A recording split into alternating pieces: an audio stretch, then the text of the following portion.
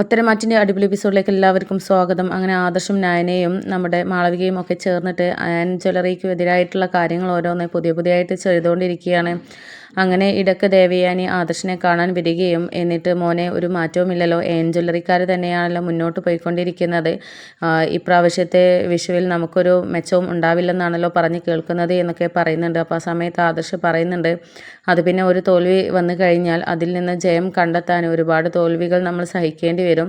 പക്ഷേ പിന്നെ അവസാനം കിട്ടുന്ന റിസൾട്ട് എന്ന് പറഞ്ഞാൽ അത് വളരെ വലുത് തന്നെയായിരിക്കും. അത് നമുക്ക് ഒരുപാട് സന്തോഷം നൽകുന്നതായിരിക്കും. അതിനെക്കൊണ്ട് നമുക്ക് കുറച്ച് കാത്തു നിൽക്കാം. അത് മുത്തശ്ശനും അറിയുന്ന കാര്യമാണ്, അതിനോട് പ്രശ്നമില്ല. മുത്തശ്ശനെ മനസ്സിലാക്കിയെടുക്കേണ്ട കാര്യമൊന്നും വരില്ല എന്നൊക്കെ ഇങ്ങനെ ആദർശ് പറയുന്നുണ്ട്. അപ്പോൾ ആ സമയത്ത് ദേവയാനിക്കും ചെറിയൊരു ആശ്വാസം തോന്നുകയാണ്. അപ്പോൾ നമ്മൾ ആഗ്രഹിച്ച പോലെയൊക്കെ കാര്യങ്ങൾ നടക്കില്ലേ മോനെ എന്നൊക്കെ പറയുമ്പോൾ, ഇതുവരെ കാര്യങ്ങൾ വെച്ച് നോക്കുകയാണെങ്കിൽ നമ്മൾ ഉദ്ദേശിച്ച രീതിയിൽ തന്നെ കാര്യങ്ങൾ നടക്കും. അവരിപ്പോൾ സന്തോഷിക്കട്ടെ അമ്മേ, പക്ഷേ അത് നമുക്ക് സന്തോഷിക്കാനുള്ളൊരു അവസരമാണ് എന്നൊക്കെ ഇങ്ങനെ ആദർശ് പറഞ്ഞിട്ട് ദേവയാനിയെ ആശ്വസിപ്പിക്കുന്നുണ്ട്. നേരെ മറിച്ച് നവ്യയാണെങ്കിൽ അനന്തപുരി തറവാട്ടിൽ നിന്നുകൊണ്ട് തന്നെ ആദർശിനെയും ഒക്കെ വെല്ലുവിളിക്കാനായിട്ട് ഓരോ കാര്യങ്ങൾ ചെയ്തുകൊണ്ടിരിക്കുകയാണ്. അപ്പോൾ ആ സമയത്ത് ദേവയാനി നവ്യയോട് ഓരോ കാര്യങ്ങളും ആൻ ജ്വല്ലറിയുമായിട്ട് നീ അധികം ബന്ധം വയ്ക്കുന്നത് നല്ലതല്ല എന്നൊക്കെ പറയുന്ന സമയത്ത്, എനിക്ക് ബന്ധം വെച്ചേ പറ്റുകയുള്ളൂ. കാരണം ഇപ്പോൾ ഞാൻ കഴിയുന്നത് ആൻ ജ്വല്ലറിയുടെ പണം കൊണ്ടാണ്. അവർ എനിക്ക് മോഡലായിട്ട് നിന്നതിന് നല്ലൊരു സംഖ്യ തന്നെ തരുന്നുണ്ട്. അത് പക്ഷേ എക്കാലവും ഉണ്ടാകും എന്നുള്ളതൊന്നും ഞാൻ വിശ്വസിക്കുന്നില്ല. അതുകൊണ്ട് തന്നെ അബിക്ക് നല്ലൊരു ജോലി തേടി ഞാൻ ഇറങ്ങുകയാണ്. അവനൊരു ജോലിയാക്കി കൊടുക്കണം. അപ്പോൾ പിന്നെ എൻ്റെ ജോലി പോയാലും അവന് എന്നെയും കുഞ്ഞിനെയും ഒക്കെ നല്ലതുപോലെ നോക്കാമല്ലോ, അതിന് വേണ്ടിയിട്ടുള്ള പുറപ്പാടിലാണ് ഞാൻ എന്നൊക്കെ ഇങ്ങനെ പറയുന്നുണ്ട്. അങ്ങനെ നവ്യയുടെ പോക്ക് ശരിയല്ലാത്ത രീതിയിലാണ് എന്നും അബിക്ക് എല്ലാത്തിനും കൂട്ടുനിന്നിട്ട് വളരെ മോശമായിട്ടുള്ള രീതിയിലേക്ക് കാര്യങ്ങൾ എത്തുമെന്നും കരുതിയിട്ട് നമ്മുടെ ദേവയാനി കനകയോട് ചെന്നിട്ട് കാര്യങ്ങൾ പറയുന്നുണ്ട്. വളരെ സങ്കടത്തോടു കൂടിയാണ് ദേവയാനി കനകയോട് അവതരിപ്പിക്കുന്നത്. എന്നിട്ട് നമ്മൾ ഇതുവരെ സഹിച്ചു നിന്നത് നവ്യയുടെ ജീവിതം നല്ല രീതിയിൽ മുന്നോട്ട് കൊണ്ടുപോകണമെന്ന് കരുതിയിട്ടാണ്. പക്ഷേ അവളുടെ ജീവിതം അവൾ മുന്നോട്ട് കൊണ്ടുപോകുന്നുണ്ടെങ്കിലും അബി പല രീതിയിൽ അത് മറ്റുള്ള രീതിയിൽ പ്രയോജനപ്പെടുത്തുകയാണ് ചെയ്യുന്നത്.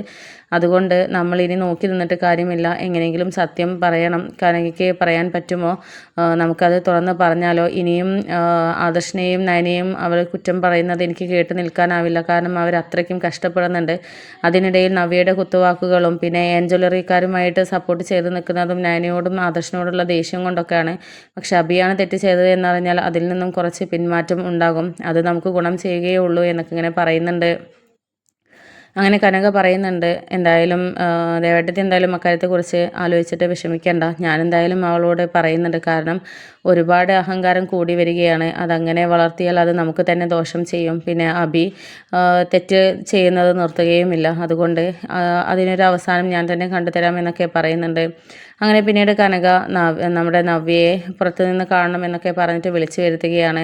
അങ്ങനെ ബീച്ചിൽ നിന്നാണ് അവർ കണ്ടുമുട്ടുന്നത്. അങ്ങനെ നവ്യ ചോദിക്കുന്നുണ്ട്, അമ്മ എന്തിനാ ഇങ്ങോട്ട് വരാൻ പറഞ്ഞത്? വീട്ടിൽ നിന്നും പറയാൻ പറ്റാത്ത എന്ത് കാര്യമാണ് അമ്മയ്ക്ക് ഇപ്പോൾ പറയാനുള്ളത്? എന്തായാലും വേഗം പറ. എനിക്ക് അബിക്ക് വേണ്ടിയിട്ട് ജോലി അന്വേഷിച്ച് പോകാനുള്ള ഒരു കാര്യമുണ്ടായിരുന്നു, അതുകൊണ്ട് പെട്ടെന്ന് തന്നെ പറയണം എന്നൊക്കെ പറയുന്നുണ്ട്. അപ്പോൾ ആ സമയത്ത്, നീ നിൻ്റെ ഭർത്താവിനെ സേഫാക്കാനുള്ള ഓട്ടത്തിലായിരിക്കുമല്ലേ, പക്ഷേ ഈ ഭർത്താവ് നിന്നെ സ്നേഹിക്കുന്നില്ല എന്നുള്ളത് ഞാൻ പറഞ്ഞാൽ എന്നൊക്കെ പറയുമ്പോൾ, അത് അമ്മ ബോധ്യപ്പെടുത്തി തരേണ്ട കാര്യമില്ല. എൻ്റെ ഭർത്താവ് എന്നെ സ്നേഹിക്കുന്നുണ്ട്. ആദ്യം നിങ്ങൾ എൻ്റെ അനിയത്തിയായ നയനയുടെ ഭർത്താവിനെ കുറിച്ച് ആലോചിച്ചാൽ മതി. അവരാണ് തെറ്റ് ചെയ്യുന്നത്. അബിയേക്കാളും ഏറ്റവും വലിയ തെറ്റ് ചെയ്തിട്ടുള്ള മനുഷ്യനാണ്, ഒരു പെൺകുട്ടിയുടെ ജീവിതം തന്നെ നശിപ്പിച്ചവനാണ് എന്നൊക്കെ ഇങ്ങനെ പറഞ്ഞിട്ട് ആദർശിനെ തുരതുരാ ഓരോ കാര്യങ്ങൾ കുറ്റം പറഞ്ഞുകൊണ്ടിരിക്കുകയാണ്. അപ്പോൾ ആ സമയത്ത് കനക പറയുന്നുണ്ട്, ആദർശിനെ കുറ്റം പറയാനുള്ള ഒരു യോഗ്യതയും നിനക്കില്ല. എന്നാൽ ഇതുവരെ മറച്ചു വെച്ച സത്യങ്ങളൊക്കെ നീ അറിയണം.